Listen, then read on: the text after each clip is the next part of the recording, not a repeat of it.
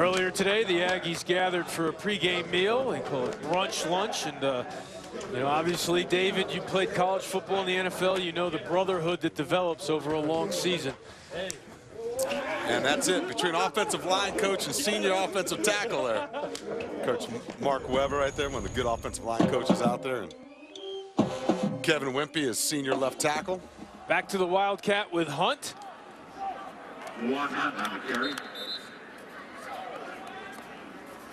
And William Asai with the tackle. Cedric Losi in on the play as well. And there's a look. Chucky Keaton. Third and goal at the 8 after spectacular career here for the Aggies. Left knee injury earlier this year, the same knee that he tore his ACL and MCL last year. Now it's Kent Myers running the offense. Freshman out of Texas. Looking to throw, the fade. And there's the flag. Cleveland Wallace III. Too much contact with Ronald Butler. You see him, he's in good position, but that contact there and the holding, restricting of the arm is what the official's going to call every time.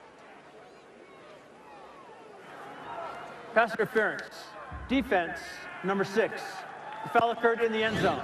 The ball will be placed at the 2-yard line. First down.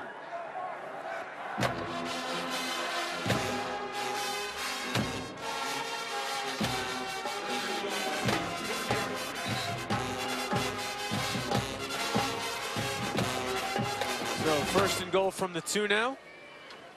Hunt to the left of Myers. They give it to Hunt up the middle. One Hunt on the carry. He runs into Vince Buhajer. Vince's dad, Michael, an executive chef at one of the best steakhouses in San Francisco. Harris is on Van Ness. And Buhajer, he's been a 4-year starter. Was injured last year. Good football player. Now Myers rolling out. There's another touchdown. It's the senior tight end, Jefferson Court.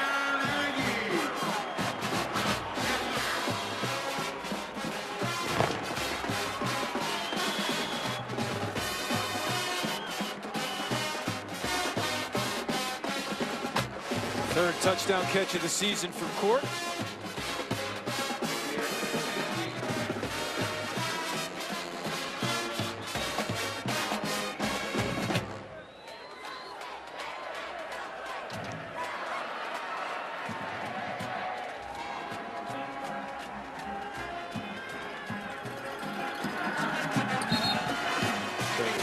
Makes it 35-7.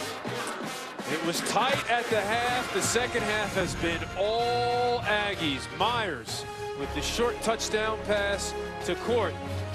Utah State in control.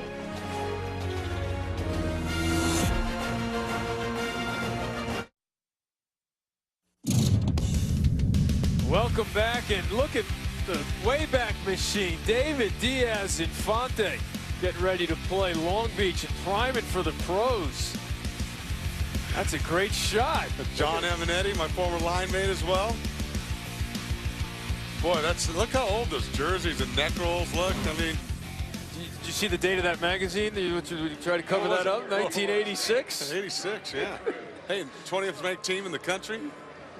#1 offense in the country. Led the country in penalties and sacks. We got after people.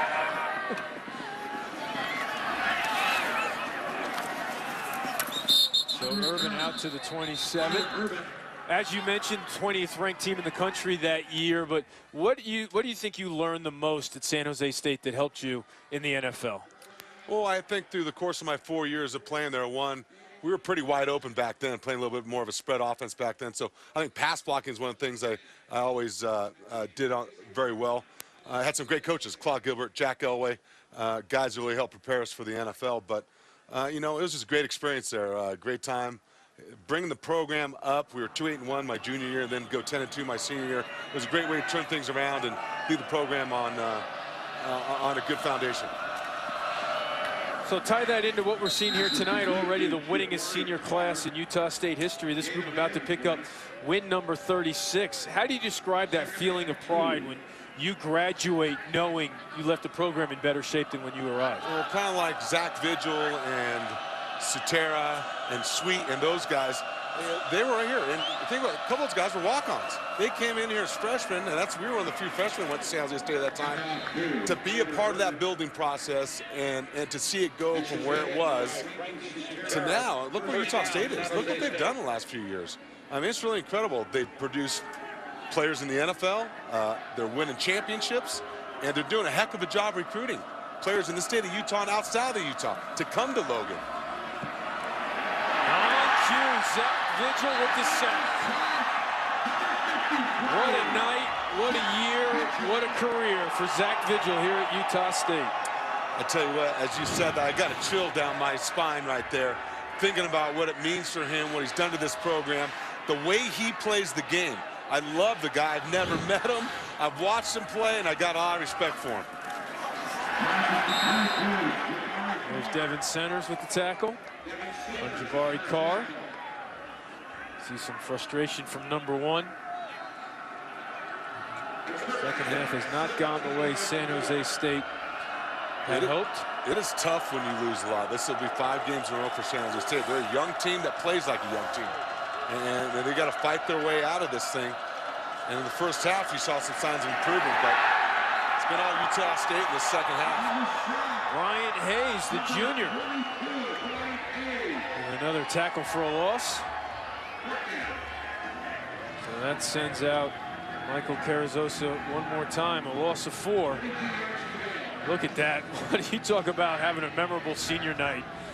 Wow. I did their Air Force game early in the season, and he played one of the best games I've seen a linebacker play, maybe ever. I mean, he was all over the field. And to think that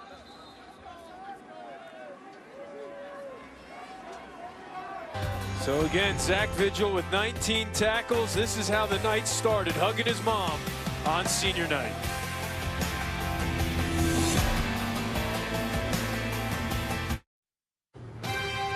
ESPN College Football Primetime is presented by Jimmy John's, great sandwich delivery, and in part by Zales. Give her dazzling gifts from Zales, the diamond store.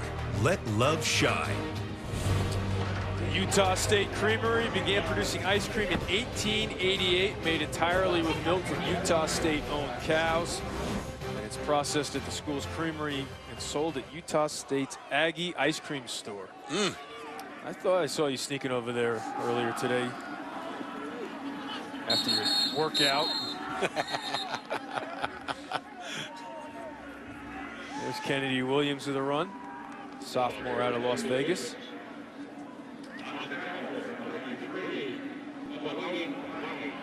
Pick up the 3. 7 yards to go.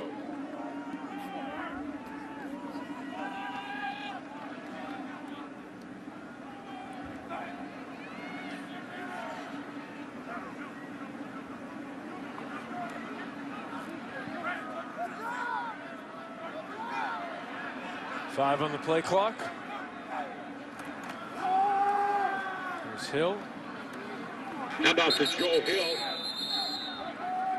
Let's send it down to Allison Williams. Well, guys, you may have noticed a change up there on the offensive line for Utah State. Senior left tackle Kevin Wimpy is no longer in the game. He's actually on the sideline in street clothes. Now, he is okay, but his knee stiffened up, so at the half, they pulled him out for the rest of the game. All right, thanks for that update. Yes, that is a senior. that is a big man. That is a man. It looks like he's about 30, doesn't he? I could barely grow a mustache back then. It's been a good player for him. Now Myers rolling out, gets it to Hunter Sharp for a first down. Another tackle for Akeem King.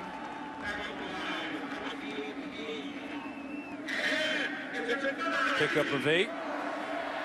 There it is again, another creative sign here by the fans at Utah State. A wimpy kid that Diary grew of up, a wimpy kid. Yeah, I don't think anyone's calling him the wimpy kid. No, that's a man right That's a there. man, That's a right. full-grown man. They will certainly need him healthy next week against Boise State. And that's probably a smart reason why they did that, you know, to make sure he's at his best.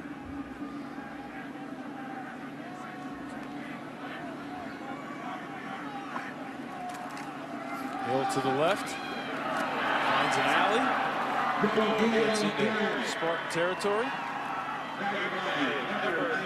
You know, interesting, we were talking before the game and in our meetings about, you know, boy, if you're Utah State and you're on your fourth quarterback, how much do you run them? Turned out to be a bigger part of their game plan than I think I would have done. And my concerns, but Coach can say this is what we do, not that we're going to go out of our way to run them, but the zone read is a big part of what we do.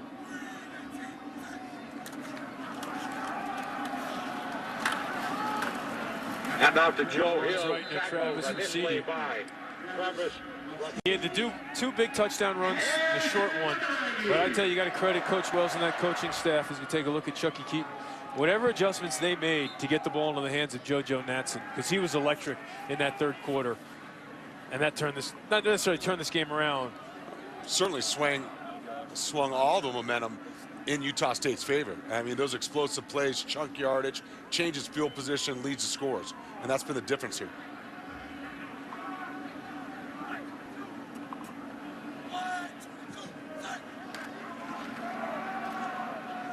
Hill to the right, heads up field. By Brunello. We take a look back at those explosive plays by JoJo Natson. Creative ways of getting him the football. This time he lines up in the backfield, just speed sweep with him in the tailback position, turns into a 56-yard touchdown run. And then they match him up out of the backfield against a linebacker. He makes a catch out of the backfield. To me, this is smart play calling, excellent design, understanding your matchups and how to get your players in the best position to make plays. And that 56-yarder, the first play of the second half.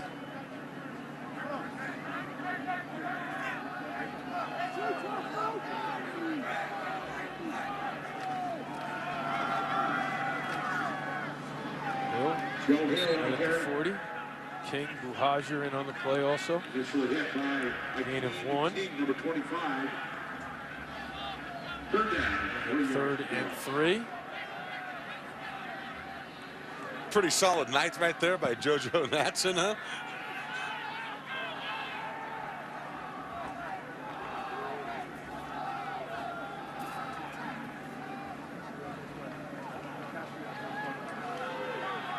So it's really going to set for a heck of a game next week at Boise State. Flag down on the play. First down and more if it stands. Tackled by Forrest Hightower.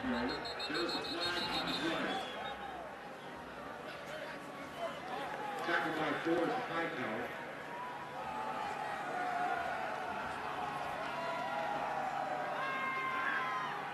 Illegal formation. 5 men in the backfield on the offense. 5-yard penalty. Still third down. It would have been a 20-yard gain, wiped out by the penalty. And on Monday, Joe Flacco and the Ravens visit the Superdome to take on Drew Brees and the Saints. Monday at 8:15 on ESPN, and watch ESPN. No other night is Monday night. Saints surprisingly vulnerable at home this year, coming off a loss to the Bengals. That doesn't happen a lot there. And the Ravens come off their bye week. They feel like they've got some momentum coming. Joe Flacco and Gary Kubiak is the offensive coordinator there now. Kind of bringing that zone run scheme to the Ravens. So now it's a 3rd and 8.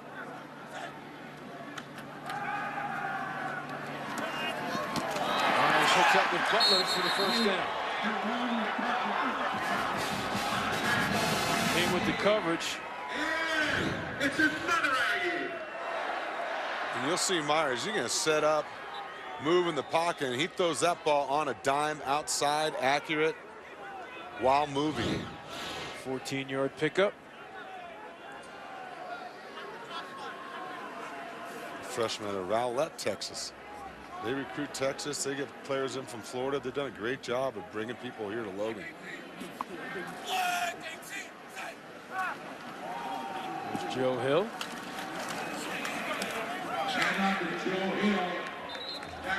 Tackled by William Masai. Gain of 6 on the play. Second down and 4 yards to go. 6-yard gain.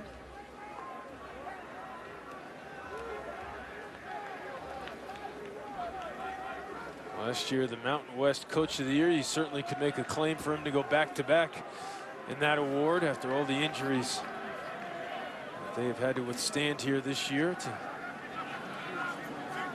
key players.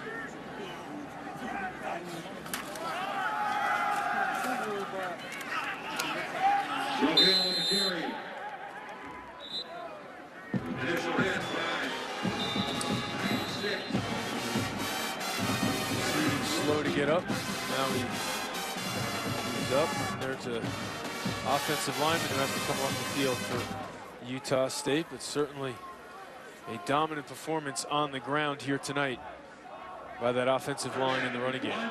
Yeah, it's an offensive line that's continued to improve week in and week out. Looks like that might be their center, Austin Stevens, who's really been playing well for Utah State.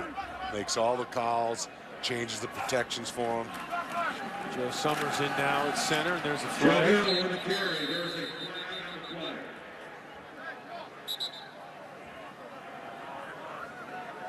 You're not going to hit the backup center right in there on his first play with a flag, are you, ref? That's not very nice.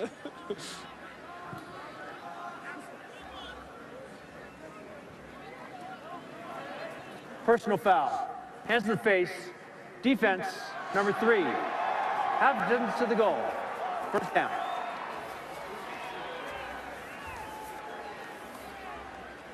Travis Rosidi has been very active tonight. You kind of saw that look on his face. Of course he did. Look, his jersey's ripped. You think there's any holding going on in there?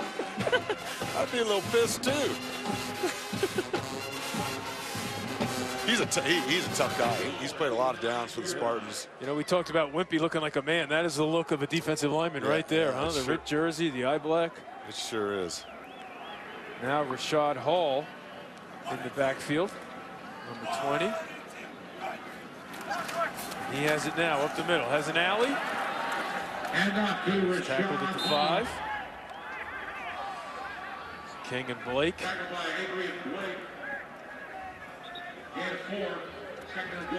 Pick up a 4. 4.5 minutes left to play. The Aggies will improve to 9-3, 6-1 in conference play. And they go to Boise State.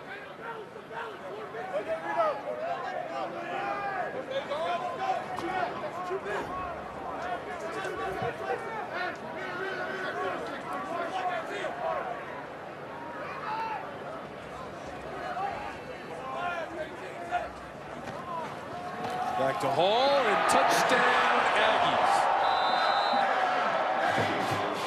His second of the season.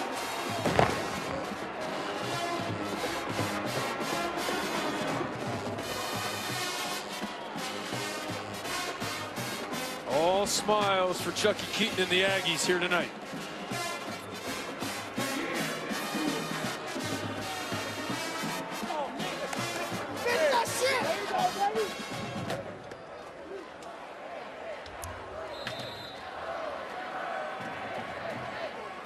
To attempt the point after turn Gentry. Botch snap. Can't get the hold down. So they will have to settle for 6. So the Aggies are putting the finishing touches on win number 5 in a row. Up next, Boise State. We'll look ahead when we return.